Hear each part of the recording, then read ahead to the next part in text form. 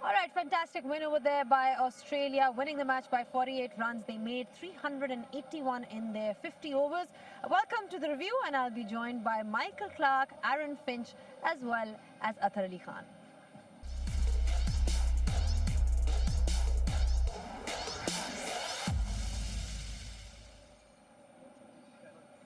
Yeah, what a comprehensive win once again by Australia. Aaron, it's been a complete win for Australia. When you look at the way they've performed, are you happy with the way they've done in all three departments today?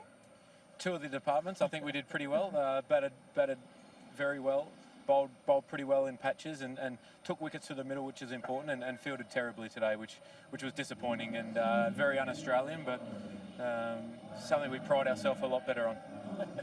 Finchy, what about the balance? Different team. Obviously, you've had some injuries, Stoinis being injured, but today you had the three changes, Coulter-Nile, Stoinis, Zampa. Yep. Is that a better balance for this Australian team? It felt like it, didn't it? Because you go in, you've got a few more overs up your sleeve. That means you're not relying on Maxwell's 10 overs. You can bowl him a couple of overs if the conditions are right, if the time's right in the game, but you don't have to rely on him.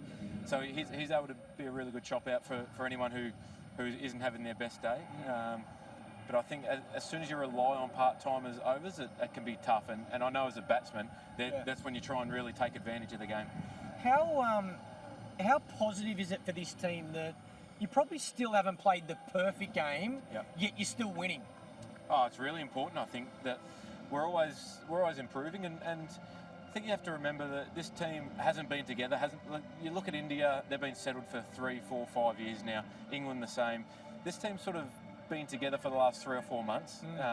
So it's not like we've played 50 to 100 ODIs as a group, so we know each other's games inside out. So it's a really pleasing part that we're still improving each and every game.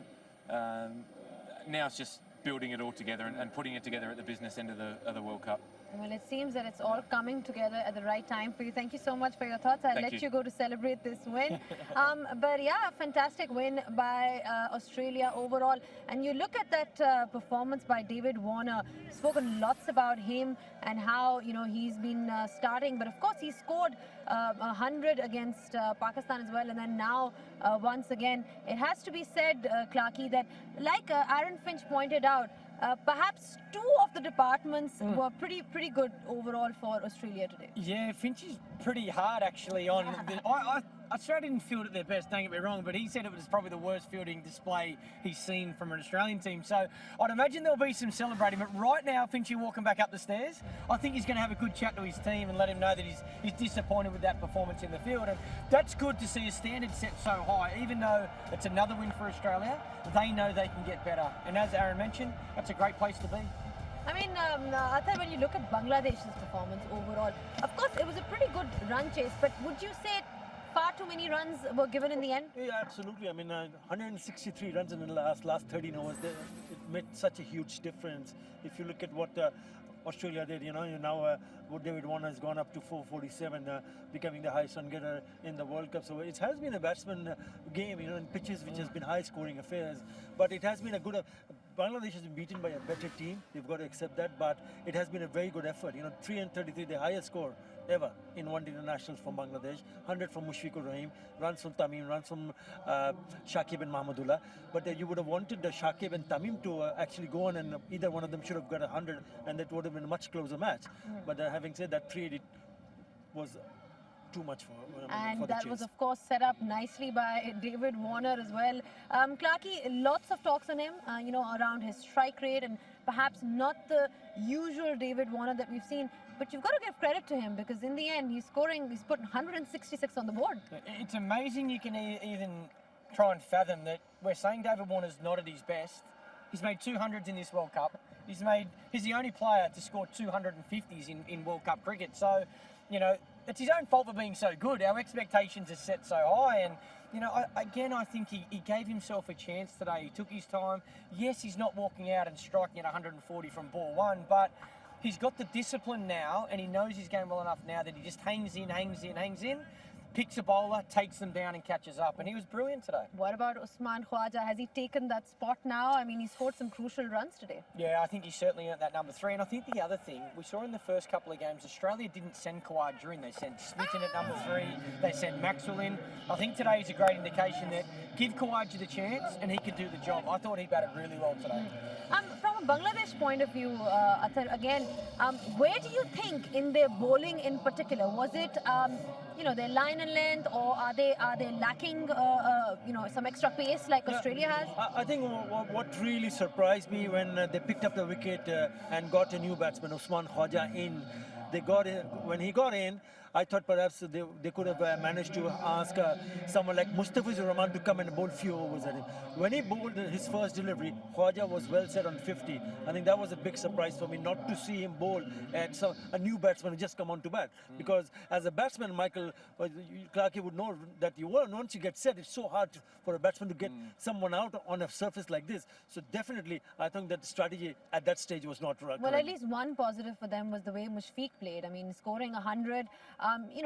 They didn't go down without putting up a good fight. No, they fought till the very end, and there were runs from, as I mentioned earlier, there was runs from Tamim Iqbal, there was runs from Mahmudullah, there was runs from Shakib Al Hasan. But Mushfiq has been very solid in the middle order. He's been averaging more than 60, 70 in the one-day international. Even last year, he was very good with the bat. He's been very good in the longer version. And once he gets in, he needed some support. There was good partnership between Mahmudullah and Mushfiqur Rahim. But Mushfiq, as you said, was outstanding with the bat. He deserved the century. And probably, maybe, if you look at the total at 381, if they had restricted them 340 or 350, game on. Well, it was all nicely set up over there. Again, Mushfiqur Rahman scoring 102. And Mahmudullah, remember they had that wonderful partnership, but it wasn't enough in the end. But when you look at the way they got up, the way they started off, with that run out, of course, not exactly the kind of start you want when you're looking at chasing, 381. Yeah, but it's a big mix-up because we know that Shumo Shokar can also hit some big shots. What has happened in the last couple of games is Shumo Shokar, who has struck quite early, some big shots early in the overs and just settle things, lays the foundation. Once he gets out, then it gets a little bit harder for them, especially to lay a foundation. If you're chasing 381, 382, that's a big task, isn't it? You've got to give credit again to Australia as well, because if you look at their economy rates, Michael, most of them were like 5.8, 5 points. They didn't really, they kept the run rate in check as well and got wickets at the crucial time. Yeah, I still don't think they're at their best. I think, again, you're going to see teams sort of see off Pat Cummins and Mitchell Starc and target, if it's Coultonol, the third fast bowler, Zampa if he's the spinner, and then, who have I missed? Stoinis as the all-rounder. So I think Australia's got to do probably some better planning around how they use those guys. Is Nathan Lyon an option as well? But in saying that, when you got runs on the board like that, you feel very confident, as a bowling and fielding unit. So I think there'll be areas they'll think we probably didn't execute. One of the positives was Stoinis. Marcus Stoinis has come back from a side strain. I thought his execution was brilliant. I think, again, he showed he can be a death bowler for Australia. He hit the Yorker. I think he bowled a 2 or 3 over spell there that really restricted Bangladesh when they were looking to go. So, there's a positive for Marcus Stoinis as well. In terms of execution, how good was Mahmudullah? I mean, we've seen he's been integral to that batting lineup. But today he formed that important partnership with Mushfiq. I always feel that Mahmudullah deserves to bat at number 5. You had Littondas coming in. I know Littondas made debut. He scored that 94 runs against the West Indies in that big chase. But I always feel that Mahmudullah is sort of a batsman. Even though if you lose wicket, he can handle himself the pressure. He can stay in the wicket and then finish it. He's a finisher. He's really good at the death, and he can play some big shot. We saw what he is capable of doing that. And had he been sent at number 5, he could have added a few more deliveries to his innings, and and if he had picked up runs at that pace from early on, you could have got closer to that target. But Mahmudullah has been in ravishing form, and I think it was a brilliant knocker from All right, Mahmudullah. we've got one question from a fan as well for you, Clarkey. Roman asks, did Maxwell's 32 of 10 runs make the difference in the end? I think David Warner's big 100 might have made more of a difference, but Maxwell's runs helped. Yeah, definitely. I think, again, when you're, top 4 batters can build a foundation like that, that's where Maxwell is so dominant. That's probably one of the differences between the two teams. Bangladesh didn't have a player that could walk in and like I said Yeah. when I was on air, hit those sixes. You know, I feel like that was a big part of the difference between both teams as well. Yes, David Warner's big 100, but you know, I think Australia hit 10 sixes. Bangladesh might have hit 4. 3, 4, yeah. 3, 4. so you know that's a big difference on a ground like this. Yeah, I mean, I guess in such a chase, you need that pinch hitter at the bottom as well.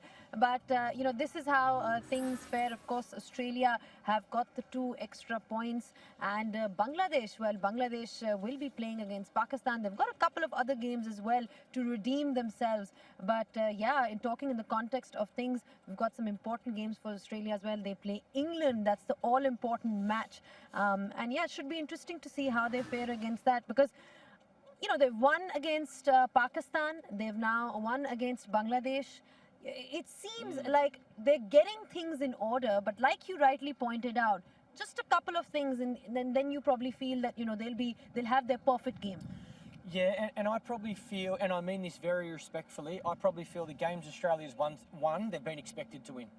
India beat them. The game where you were unsure who's going to win 50-50, they got beaten. India beat them. England now at Lord's, coming up in a few days. 50-50, who's going to win? This is one of the games Australia has to win. They need to be able to beat India, beat England, beat New Zealand, beat these teams in the top 4 if they want to win this World Cup. What does Bangladesh need to do, Athar, for their next game? You see, Bangladesh after this today, you've got to still want to win matches, and the next match is against Afghanistan. You would expect that Bangladesh should go and take those 2 points. But then again, having said that, you've got to make them believe that yes, they're good enough to beat. As Clark he said that you have to beat big teams. You've got to beat India. You've got to beat Pakistan as well. So doesn't really matter whether you'll qualify or not. But I think what is important for Bangladesh to have that belief that yes, you go into the come on, wake up in the morning and get onto the field, thinking of winning the match, no matter who your opponents are. All right, that's the kind of belief and attitude we require from Bangladesh. Thank you so much for your thoughts, gentlemen, once again. Yeah, Thank you. Hope you guys enjoyed the review today. We'll surely see you for the next one. Until then, it's goodbye. Bangladesh fans asking, is it possible to do? This is a danger game for Australia, no doubt about it. You should call me before I go, 'cause I got options. Don't think I don't. There's something good though in feeling more. That is marvellous from Australia. Before I go, stand by.